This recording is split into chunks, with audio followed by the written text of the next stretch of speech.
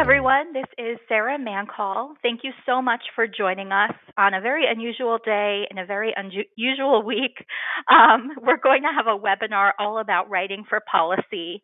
And if you have any questions or concerns, we're going to have plenty of time for Q&A at the end. So please feel free to type them into the questions section or the chat section, and I will be sure to see them and answer them. If not now during the call, then afterward by email. So thank you so much for joining us.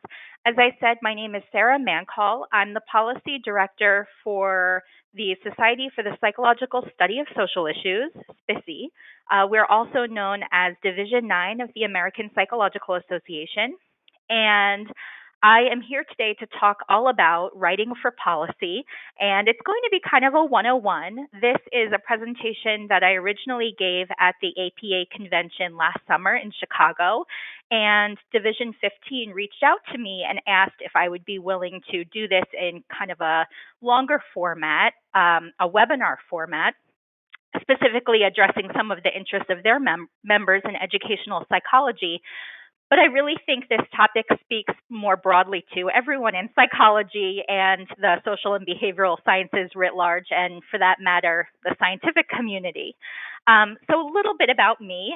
I'm SPSSY's policy director. My full-time job is to help connect research to policy, and I do that by organizing policy workshops and pre-conference events, policy-focused webinars. We run a number of policy-focused fellowship and grant opportunities. And so really my main mission as a professional is to help all of these amazing psychologists who are doing really outstanding research get their word out to various policy stakeholders. And we'll talk a little bit about what that means on the next few slides. A little bit about SPSSY.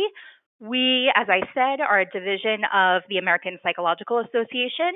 We were founded in 1936, and our mission as an organization is really to bring psychology to the rest of the world and to make sure that psychology and psychological science isn't just wrapped up in books, but that it also gets out there to policymakers, to practitioners, and importantly, that the kinds of research questions that policymakers and practitioners have and their concerns are getting back to the research community so that we can better answer the questions that they need answered. So on my next slide, let's see if I can, there we go. I first and foremost want to thank Division 15. Specifically, there are two people who really made today's webinar possible: Sharon Nichols from the Policy and Practice Committee and Wade George, Director of Communications. We are going to be recording today's webinar and sharing it online afterward.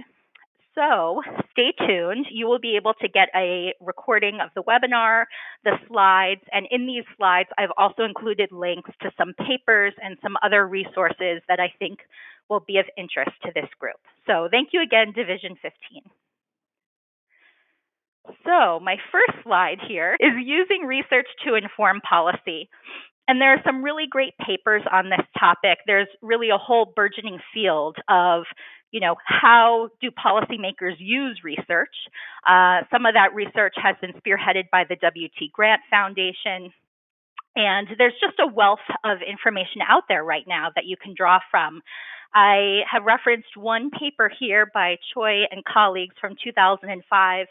This was a paper entitled, "Can Scientists and Policymakers Work Together?" And it was published in the Journal of Epidemiology and Community Health. And in this paper, the authors talked about how when it comes to scientists and policymakers, they just don't really see anything in the same light, right? They have different goals. For researchers, goals might be publishing, gaining a professorship, finding the newest, latest, and greatest in novel scientific understanding. For policymakers, they have very different goals. They want to meet their constituents' needs. They want to address a major problem that's happening right this second, and they need a solution right this second. And they, of course, want to be reelected. Scientists and policymakers also speak very different languages. They operate at different time scales. Scientists often have the luxury of time, whereas policymakers often can't wait until research shows us the best way forward. They have to act now with the best information that we have. They also have different conceptions of what constitutes evidence. When scientists talk about evidence, we usually talk about research evidence, evidence that comes from research that in turn comes from using the scientific method. When policymakers talk about evidence, they might be talking about research evidence, but they might also be talking about what their constituents are telling them. They might be talking about their personal experience in dealing with a situation. They might be talking about their ideology and how the decisions that they make are rooted in a particular ideology. So evidence has a much broader understanding in the policymaker's mind than it does oftentimes in the scientist's mind. They also have very different attention spans. Scientists will work very hard and very intensely on very particular research questions for a very long time, and policymakers pivot very quickly. I think right now we're seeing that policymakers are not working on anything other than COVID-19 right now. So everything else that's been happening in the U.S. Congress, reauthorization of the Higher Education Act, reauthorization of the Violence Against Women Act. There are a million different pieces of legislation that are all very timely and very important. But right now, we're not working on anything like that because we have an immediate need to deal with the current coronavirus. And so they have very different attention spans, and policymakers are going to be focused on what they need right now, and they needed it 10 minutes ago. They have different priorities, and they have different people to whom they're accountable. Researchers are often accountable to their administrators, to their students, to their scientific societies, to their publishers, and politicians are accountable to their constituents, their voters. So because scientists and policymakers, they have so many different and competing interests, it's often difficult for them to work together and communicate together effectively. There's also some great research that's been summarized by Vivian Tsang from the W.T. Grant Foundation and others on the uses of research in policy and practice. And this was published in a social policy report put together by the Society for Research in Child Development.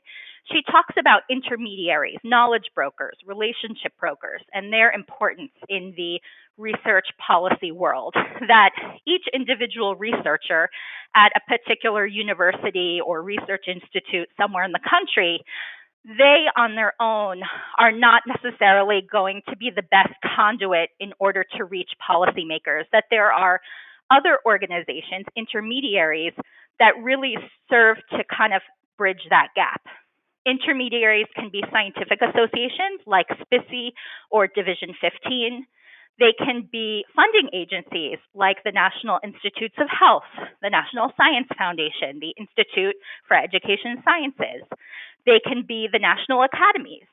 They can also be think tanks like the Urban Institute or Brookings or the Center for Law and Social Policy. There are all sorts of intermediaries, funders, the Gates Foundation, UN Foundation, and these organizations are really critical to helping researchers communicate with policymakers and helping policymakers communicate with researchers. And so as you're thinking about how you want to get more involved in policy and writing for policy, think about who your intermediaries are. It'll depending on what kinds of research you do. Do you do research on students with disabilities? Do you do research on teachers in low-income pre-K classrooms? Do you do research on sexual harassment in higher education? And then who are the intermediaries in that space? Which organizations do you need to be tapping into in order to make sure that you can better connect with the policy, practice, and public audiences that you want to reach? And then lastly, Tsang also talks about quote unquote policy windows, that in the policy world, there can be a very long time when you're working on an issue. and it's not really going anywhere. But you're planting seeds. You're bringing information to the front, and you're continually kind of planting that information. And then, because of some confluence of factors, a policy window opens, and you can then move very quickly to push your policy ideas forward. We saw this in high quality early child care and education a number of years ago. For years and years, child development researchers, economists, were doing all sorts of really interesting research on high quality early childhood education and care, going back decades to the Perry preschool and Abecedarian programs, and then to at scale systems in Tulsa and Boston. And there came to be this critical mass of research about the importance of high quality early childhood care and education. And also, at the same time, there was this burgeoning research about the effects of poverty on long-term outcomes. And it kind of coalesced with this political timing to allow for a real substantive discussion about the importance of publicly funded pre-K in the U.S. And so sometimes you're working to bring research to policy, but there's not necessarily a window open for policymakers to want to hear that research or to be ready to act on that research. And so you have to kind of keep bringing it to the fore. And then sometimes, because of changing political, social environments, there's an opportunity to move. And we're really seeing that in this country now, where there is a flourishing of publicly funded pre-K programs. I know in my own state of Maryland, there is a lot of talk about creating universal pre-K, which is very exciting. And that was not happening 10 years ago. And I credit a lot of that to what research has done. Research has shown that this is a great investment. But it's taken a really long time for us to get to that point. And so patience is key. On my next slide, I have a few more points about knowing who your intermediaries are. So when you're thinking about the work that you do, the knowledge brokers in your sphere are going to be not only your department, so your Department of Psychology or Department of Cognitive Sciences, but your College of Education, your College of Arts and Sciences, your university. And each of those entities will often have a press office or a public affairs office. So get to know those professionals, get to know the people in your university or in your institution who are writing press releases, who are pitching op-eds to newspapers, who are organizing trips to your state house to show off all of the great research that you're doing. Also get to know your coalitions. So this will really vary depending on what issues interest you and what issues you study. For example, some of the coalitions I've been involved with are the Public Service Loan Forgiveness Coalition, the Coalition for National Science Funding, the Friends of the Institute for Education Sciences, the Coalition to Stop Gun Violence. There are all sorts of coalitions, which are really informal networks of like-minded groups that are working toward a common goal. So whatever your issue is, whether it's preventing gun violence or ending disparate treatment of racial and ethnic minority students in K-12 settings, get to know who those coalitions are, get on their email lists, and find out what they're doing and tap into that network. Also, you'll definitely want to look at your scientific, professional, and industry societies. Those are going to be the Division 15s and SPICEs and APAs of the world. Also, associations of practitioners. So there are all sorts of associations of math teachers, of school boards, of school administrators. So those are also great organizations to kind of tap into. And of course, funders. So the Gates Foundation and the Foundation for Child Development and the WT Grant Foundation, they do a ton of research to policy work, and they are great intermediaries to get to know. Advocacy groups are also really important to know. Advocacy groups don't necessarily generate their own research, but they very much rely on research coming out of the research community to inform their advocacy efforts.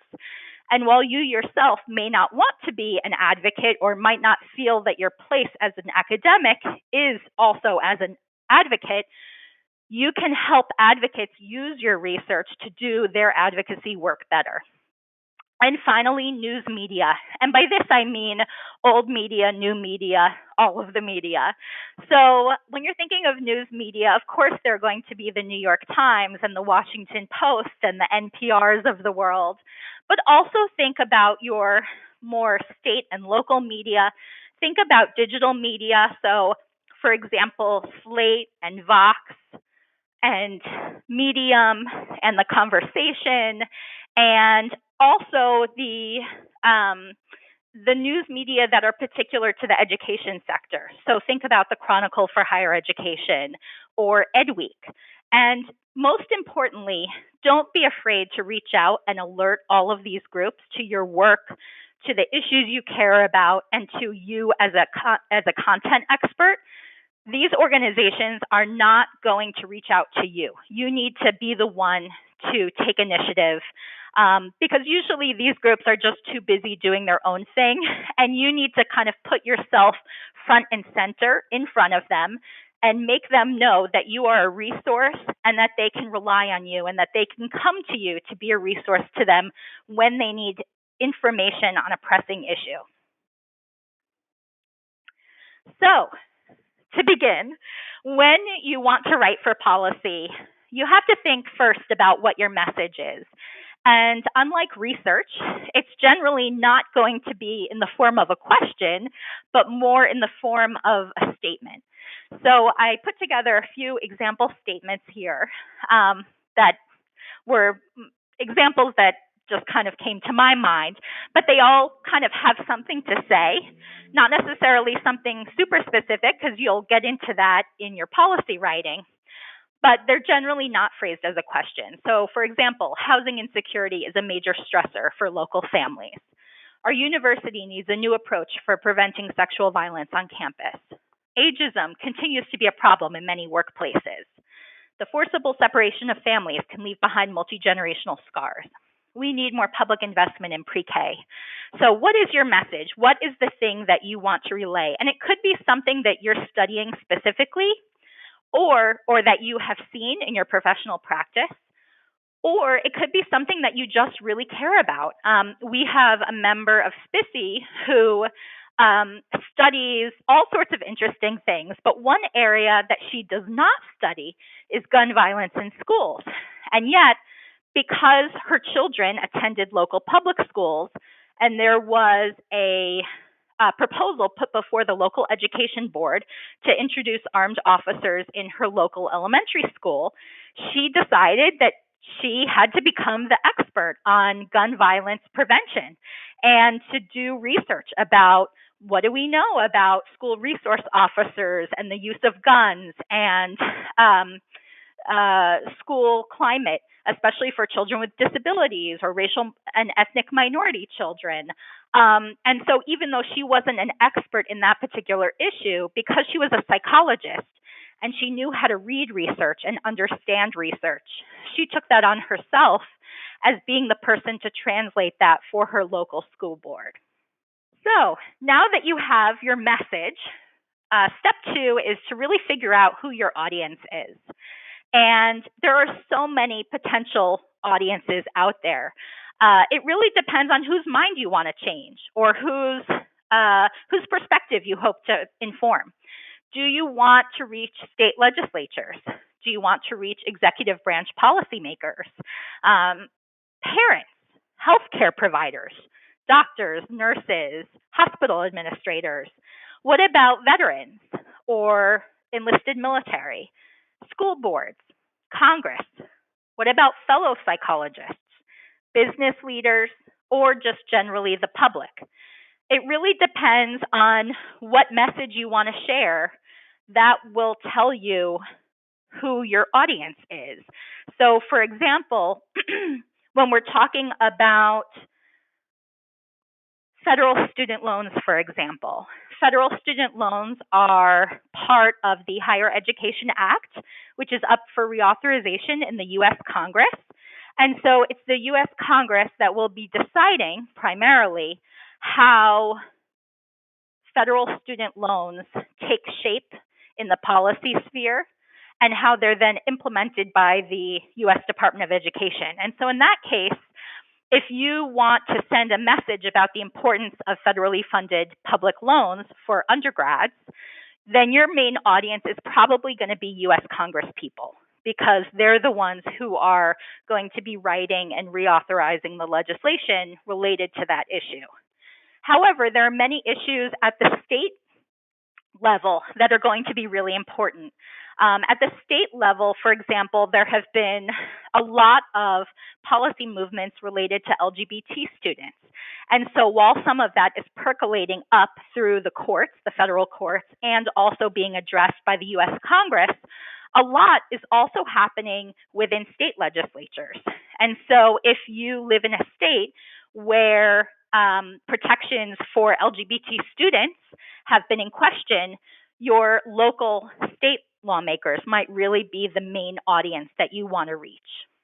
Likewise, with introducing school resource officers in local public schools, the main policy audience there might be your school board, because it's going to be your school board that's deciding whether or not that can be done, and then perhaps the state and the federal level putting some parameters on local school districts, but primarily it's going to be local school districts that are making those decisions. Also, point 3 here on the slide, what form your writing takes really depends on what message you're sharing and who your intended audience is. So I've put together a number of forms of writing that you could use: briefs and fact sheets, white papers, public comments, public testimony, amicus briefs, practice guides, open letters, op-eds, blogging, tweeting. There are 1,000,001 ways to communicate. And depending on what you want to say and who you want to say it to, that form of communication will vary. So, for example, when SPICY is hosting a congressional seminar on the Hill, and we're bringing an expert to Capitol Hill to talk about what the research says about ableism and how to create less ableist environments, and how the federal government can make sure that, for example, students with disabilities have an equal access to a great education. We might put together a 1 to 2 page policy brief or fact sheet that talks a little bit about what the research says and what the implications are for policymakers. Sometimes, if we have a little more space to write and we're doing really more of a thought piece for the broader policy community, something that people will have a chance to read a little bit more in depth, where we don't need to hammer it down to a page or 2 pages of bullet points, we might put together a white paper. We also regularly put together public comments. For example, when the federal government issues a request for comment, those come out pretty frequently from all the different agencies: the National Science Foundation, National Institute of Health. And so we'll put together comments on behalf of SPICY, authored by our leadership, to address what that particular federal agency is asking of the public. And we'll write from our expert perspective and address some of the points that we feel are within our wheelhouse. Amicus briefs are another great example of ways to contribute your expertise to policymaking. APA does regularly submit amicus briefs to the federal courts, and they've submitted some really powerful briefs. I mean, I think one of the best known is for all of the great affirmative action work that they've done. Most recently, they submitted briefs for Fisher v. Texas, which was a major affirmative action case over the last few years. They also submitted an amicus a number of years ago for the Michigan case. And of course, one of SPICY's former presidents was a major expert for Brown v. Board of Education back in the 50s. So there's a real opportunity working with your scientific associations and your other intermediaries to contribute your research expertise to briefs that might help inform court opinions. Another example of that, APA has also worked quite a bit on issues pertaining to Native American populations and the use of disparaging team names. And some of SPICY's experts, SPICY's current president included, are experts on Native American psychology and the psychology of stigma, and so have contributed their expertise to APA amicus briefs on the harmful effects of having major league teams use names that are disparaging of Native American people. I also listed practice guides here. There are some great practice guides put together by the Institute for Education Sciences that are really geared toward practitioners. They're geared toward teachers and principals and administrators, and they help to share the research knowledge in a kind of palatable, digestible format. Then I also listed open letters and op-eds. So these are the kind of either letters or opinion editorials that you would submit to news outlets timed to a major issue. And you would share your expertise as someone in the field of psychology, but speaking to a particular issue that's very timely. And then blogging and tweeting as well. Spiffy does a lot of both. We have a blog with Psychology Today, and we regularly enlist our members to blog about the kinds of research they're doing. And then we also tweet quite a bit, and we love retweeting what our members are doing. And we also follow a lot of groups to see what they're tweeting about. So it really helps give us a sense of what's going on in the psychology world, who's doing what kind of interesting research, and how that research is being picked up by non-research audiences. So first, to get a little more into detail, I'll talk about briefs and fact sheets. This is probably the form of policy writing that a lot of people are especially interested in. Briefs are so useful, and they can be very formulaic, which is, I think, a very good thing, because once you learn the nuts and bolts of creating a brief, it can be very easy to do it for any issue that you want to write about. So, in short, the term brief or fact sheet, they're really used interchangeably. On Capitol Hill, they might also be referred to as a leave behind or a one-pager. A good research brief or policy brief addresses a problem and is written with an audience in mind. So your policy brief, I have an example here on the page. This is a research brief put together by the U.S. Department of Justice on school safety, and it usually addresses a specific issue or a specific problem. This is a more researchy focused brief because it was put together by a research focused agency. But it's usually not just a general summary of the research. It's really written to a specific problem. In this case, the problem is creating safe environments in schools. So they're typically 1 to 4 pages. They're pretty easy to understand without specialized knowledge or additional reading. So the person reading shouldn't need to be a psychologist or social scientist in order to understand what you're talking about.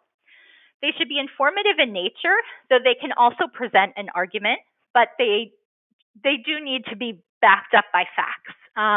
And, not every policy brief put together by every organization is heavily reliant on research, but being researchers ourselves, we make it very reliant on research. And in general, I find that a lot of groups, even those that aren't research focused, also really value putting research up front to show that they're not just saying what they think, but that they also have something to back it up.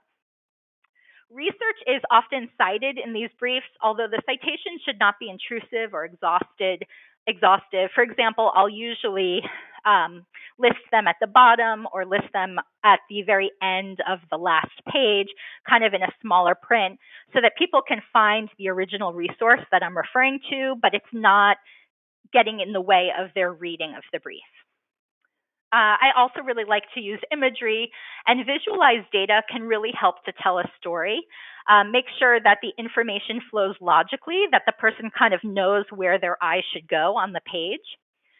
And Importantly, the brief should tell a person why this issue matters, what we know about the issue, and ideally how we can address the issue.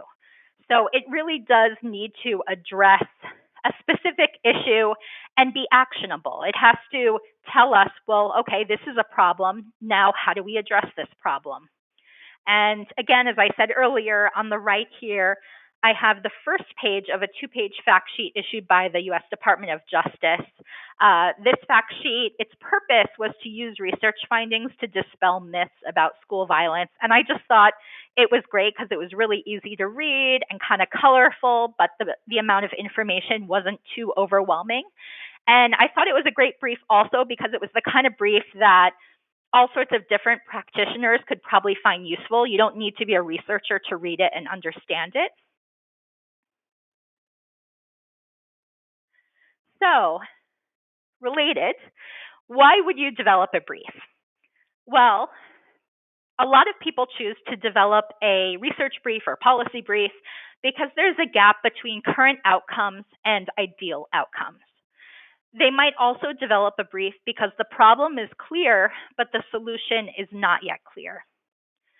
They could also write because the problem is emerging, but it's not being addressed. So, for example, you want to bring attention to a problem that's not getting much attention yet. You could also write a brief because new knowledge has implications for policy and practice, and we need to get that new knowledge out there. At the right, I put an image of a brief produced by the Ohio Injury Prevention Partnership on infant safe sleep.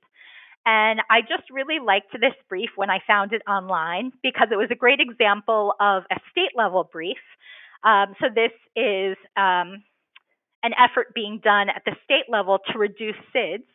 And I just thought they did such a good job of making it very clear. It's, I think, obviously geared toward practitioners and parents, and it kind of tells you the nuts and bolts of exactly what you need to know without anything extra. You know, it gives you the actionable items, it gives you the research behind those items, and it gives you the major points right up front in the summary. And I just thought it did a really good job of capturing the information in one page, which is a pretty impressive feat. So on my next slide, I asked the question, what kind of changes are being promoted? Let me move okay, there we go. So when you're writing for policy, what are your goals? What are your recommendations? Do you want legal changes? This would usually take the form of legislation, either at the federal level or the state level or the local level. Or do you want administrative policies and regulations to change? For example, has the Department of Education issued a new rule that you disagree with? Or has the principal of your local school created a new policy that you would like to weigh in on? You might also want to weigh in on agency funding priorities. So, for example, the National Institutes of Health, the National Science Foundation, the Institute for Education Sciences, the National Institute of Justice. Do you want to share information so that it can help those agencies better understand the lay of the land and for you to make recommendations for how they should divvy out their budgets? Also, it could address organizational practices. For example, do you want to change the way diversity and inclusion are handled on your campus? I mean, program implementation. Do you want to help people understand how to scale up a promising program? You can write a brief for all sorts of reasons. It doesn't have to be addressing federal legislation. Federal legislation is certainly a great thing to inform, but there are many other kinds of policy that can also be informed. At the right here on this slide, I have a social policy report brief that was produced by the Society for Research and Child Development on military and veteran families and children. So this brief particularly spoke to federal lawmakers, both in the US Congress, but also in the federal agencies. And it also spoke to nonprofits that serve military and veteran families. So this brief kind of shows, in a small way, that your policy writing can address the informational interests of multiple audiences. It doesn't need to be written just for one audience in mind, because there may be multiple audiences that you do want to address about a particular issue. On the next slide, I ask, who is your audience? Because knowing your audience and knowing a little bit about them will be really important for understanding how you put your policy writing together. So you'll want to think about, what is their technical knowledge? What are the political and organizational constraints that they face? What is their exposure to the issue? Is this an issue they're even aware of, or is this an issue that they've been talking about for the last 10 years? What is their openness to change? What information do they need? On the right, I put an image of a research brief produced by GLSEN, which is a research and advocacy organization on LGBT education issues primarily. And they put together this research brief on LGBT students in school athletics. And I just really liked it because it was very clean looking, and it does a great job of capturing some of the data. And I also liked that little visual that they put together. And GLSEN is one of the organizations that I think does a really great job of connecting meaningful research to policymakers and helping policymakers understand the import of the research, and really being a bridge, especially when it comes to issues around LGBT students in schools. On the next slide, I have another brief that I thought was really informative. When I was doing my background research on briefs, I kind of went to every organization's website and looked at all their various briefs and thought, do I like this one? Do I like that one?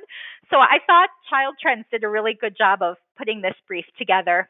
This is a brief on the invisible ones, how Latino children are left out of our nation's census count.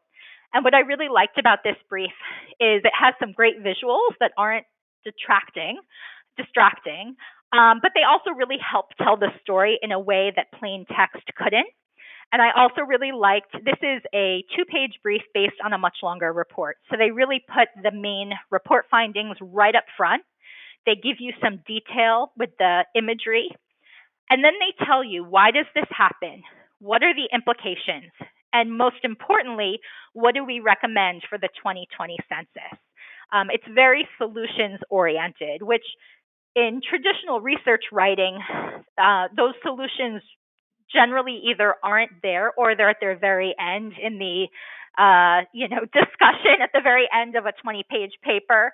In a brief, the recommendations play a much more important role, because you are going to, of course, tell people what the research says or what we have gleaned from professional experience. But most importantly, we want to tell people what to do with that knowledge. You can't just give them the knowledge of what is happening, but you have to help show some pathways forward. And then as well, this brief gives you references so that if you want to go dig deeper into the nitty-gritty numbers, you have those references there so you can do that. It's important to use an economy of words. So did you use a big word when a smaller word would have worked? For example, using the word operationalized instead of carry out.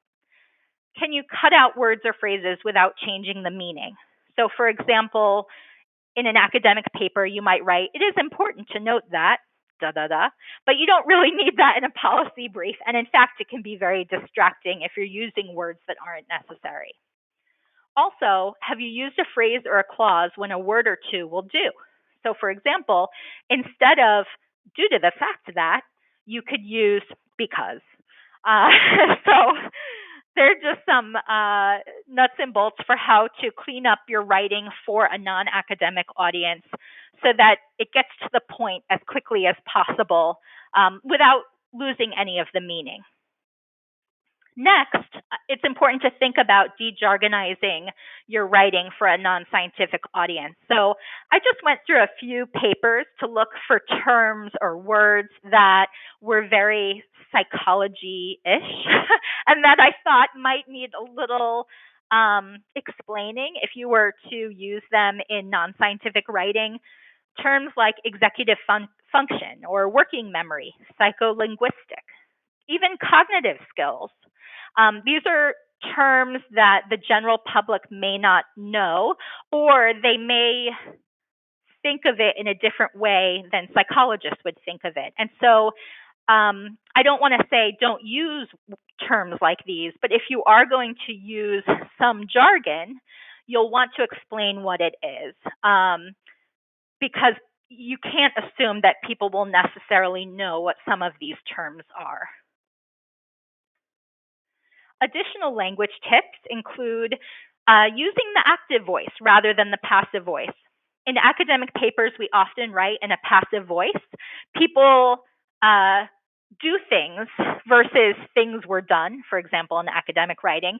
Or in academic writing, you might see the focus of this study is, and instead of saying that, in an active voice, you might write, this study focuses on. So just kind of being aware of what kind of voice you're using in your writing. In policy writing, the voice is much more active than in academic writing. Also, can you say in one sentence what you just said in two or three? Can you break up long sentences into two clearer ones? And are the subject and verb easily identified? I find that sometimes when I'm reading academic papers, there are very, very long sentences, and I have to stop sometimes and look back up and try to figure out, okay, what did they just say in the previous clause? So try to write as clearly and as understandably as possible, and it's going to look different from academic writing for certain. Also, I wanted to have a point here on how to make data talk. When you're sharing data, I think it's great to share data, and as a researcher, you'll want to share data with your audience, but choose carefully and have your audience in mind. So present your data simply and clearly. Assume that the audience has no knowledge of statistics. Don't overwhelm the reader with numbers. And the use of data should flow logically from the text without being duplicative. So, for example, I just took a small slice from an academic paper by two SPICY members, Sarah Lyons Padilla and Michelle Gelfand. They had a great paper come out several years ago about the radicalization of Muslim Americans. And they had a lot of academic-ese in their papers, which in an academic paper totally makes sense. But when we were translating that for the policy brief, when they were coming to Capitol Hill to give a seminar, we translated that for a congressional audience. So all of the gobbledygook that kind of came in the academic paper, we translated that into kind of plain English, which you can see there. It's definitely, it can be a lot of work, but it's important to do because lawmakers are not going to sit and have the time to read an academic paper. They don't want to read your academic paper. And if you want them to hear what you have to say, you have to be able to boil it down to a page or two, to several bullet points, and to take out some of the extraneous numbers, p-values, all of that. It's just, that's not the kind of information that's useful for them. The next slide is on presenting data visually. And I think it's great if you're writing for policy, especially in a policy brief format, to include some visuals. What story do you want to tell? Use graphs to show relationships, the shape of data, patterns, and trends. You can use tables to show individual values, and bar graphs are generally more effective than pie charts. And you'll also want to minimize visual clutter. So grid lines, legends, 3D effects, colors that don't copy well. You'll kind of want to minimize that so people can really get the essence of what you're trying to show. I thought this visual here did a really good job of helping to tell the story of the larger brief that it came from. This is a visual from the Urban Institute, every year they would put together a report on federal expenditures on children. And they would tell the story of how the federal budget is created and divvied out to different groups across society. And I thought this chart did a really great job of telling the story about how federal expenditures on children have generally they've gone up a little, but they've mainly flatlined over the years from 1960 up until the current day and projected to 2024, and that expenditures for Social Security, Medicare, and Medicaid have kind of ballooned in that time since. And to kind of just show how each federal dollar that we spend, how much of that money is going toward children versus toward other national interests. And I thought that visual just did such a great job of doing that in a way that plain text just couldn't quite convey. Next, I want to talk about public comments. Public comments or open letters are statements that you or a group of researchers or your society might put together in response to a formal request from a Congress person or a congressional committee or a federal agency or a state legislature asking for information on a particular issue that concerns you or for which you have expertise. So in this case, we often look to the Federal Register to see what public comments are being requests for public comments are being issued by various federal agencies. At the right is a request for comment issued by the National Science Foundation in May of 2019 as it appeared in the Federal Register. This request for comment asks the public to review proposed changes to NSF's Proposal and Award Policies and Procedures Guide, and the public had 60 days to respond. And so working with Division 15, SPICY, APA, there are lots of opportunities for our members to comment on requests for comment issued by the federal government and other entities like the UN, for example. And this is a great opportunity to weigh in with your expertise and also to weigh in as a stakeholder. For example, if the National Science Foundation is asking for information, they fund a lot of the research that our members are doing. And so our members as grantees are definitely going to want to say something when their input is called for. On the next slide, I have an example of a public comment or really open letter that SPICY issued a few years ago. The HELP Committee, the Senate HELP Committee, Health, Education, Labor, and Pensions, is chaired by Senator Lamar Alexander, and the ranking member is Senator Patty Murray. And they issued a tweet in February of 2018 asking the public to weigh in on reauthorization of the Higher Education Act, which is the major piece of federal legislation that guides higher ed policy in the United States. And SPICY saw that as an opportunity to weigh in with what we thought. So we put together an open letter. So this is a letter that we sent to the leadership in the Senate HELP Committee, but we also posted it publicly on our website. So it was a letter that we really wanted not only the lawmakers to read, but also our colleagues at other scientific associations, at other organizations engaged in higher ed policy around the country. And we found out about this request from a tweet, actually.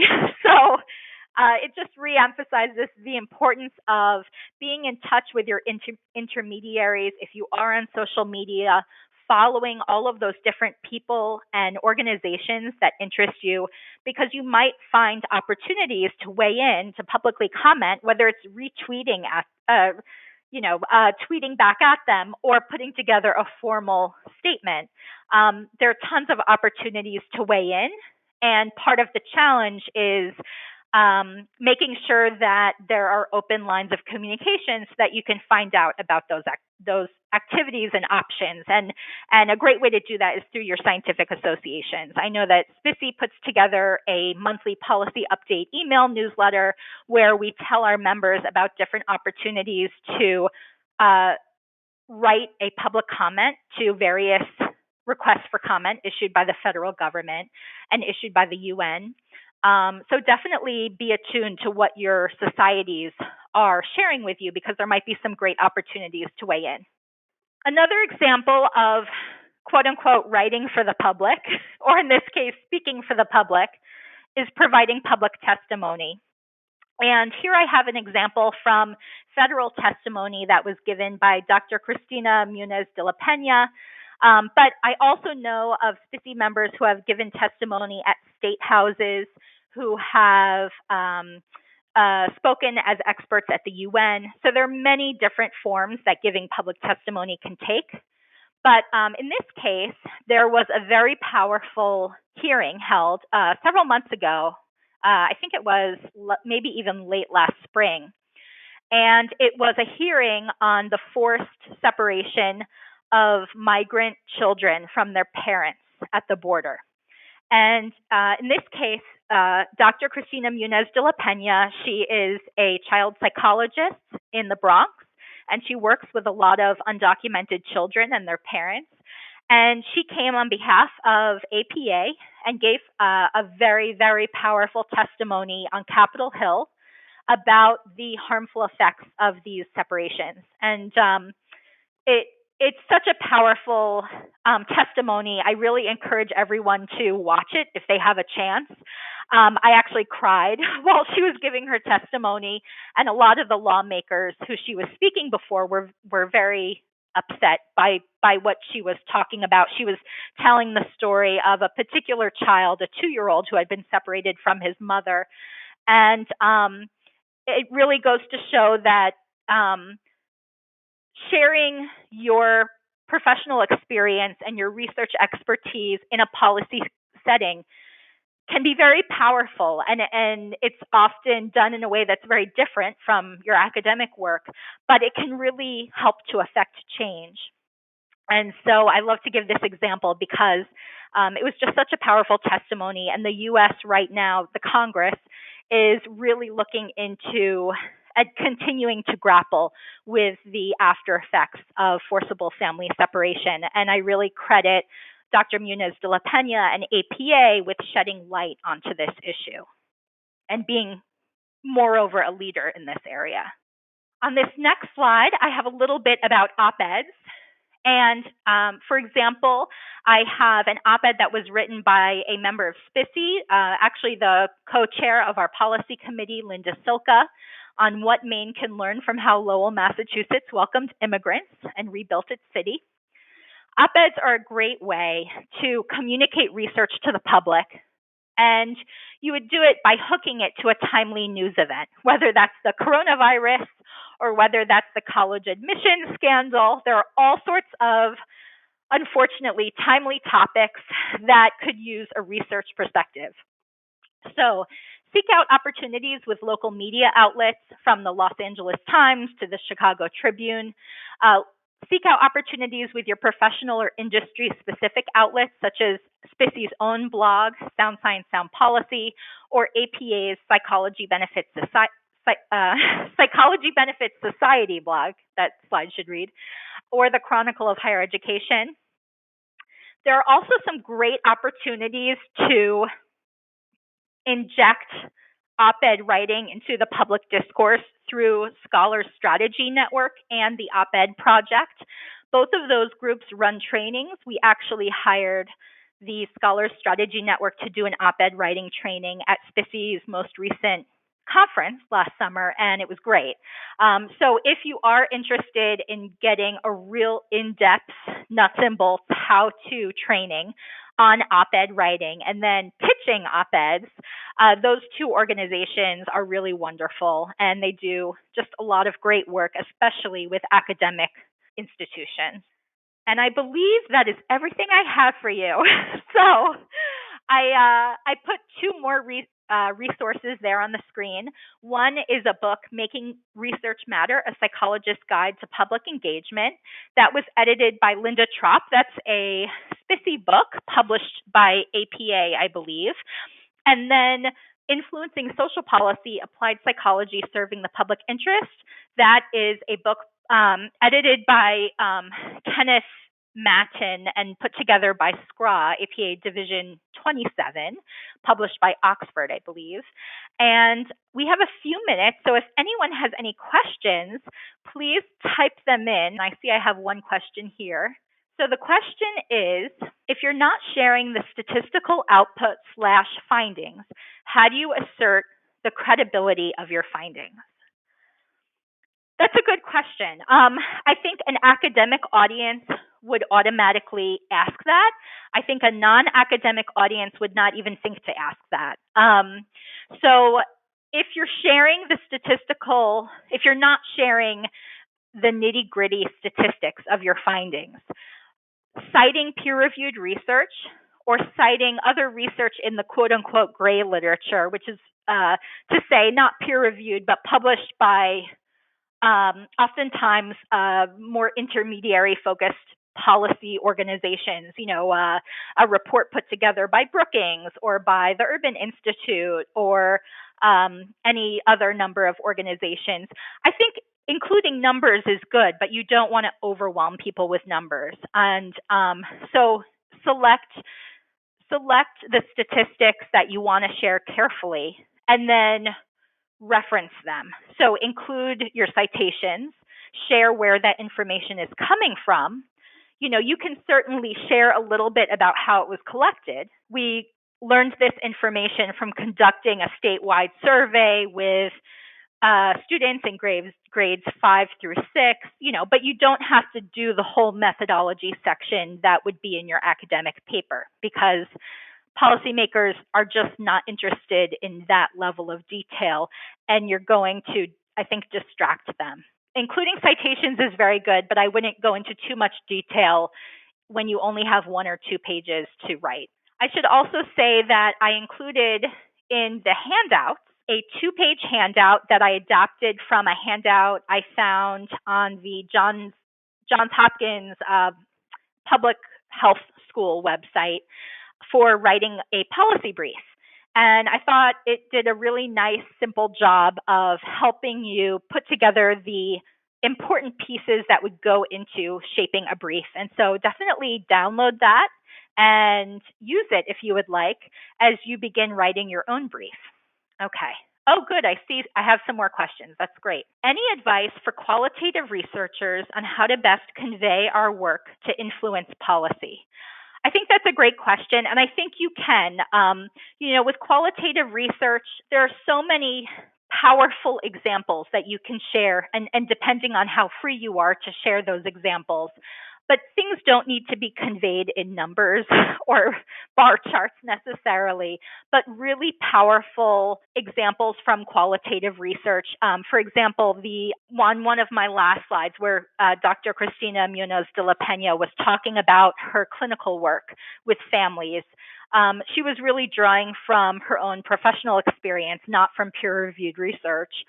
There are very important things that you can say with qualitative research as well as quantitative research as well as professional experience, and really draw out and highlight kind of the key pieces in a way, I guess, that best helps tell the story, because you're really telling a story. You're trying to kind of help the policymaker follow you along to see that a problem exists and then to see how that problem might be addressed. Another question we have, should references be footnoted rather than spelled out in the body of a policy brief?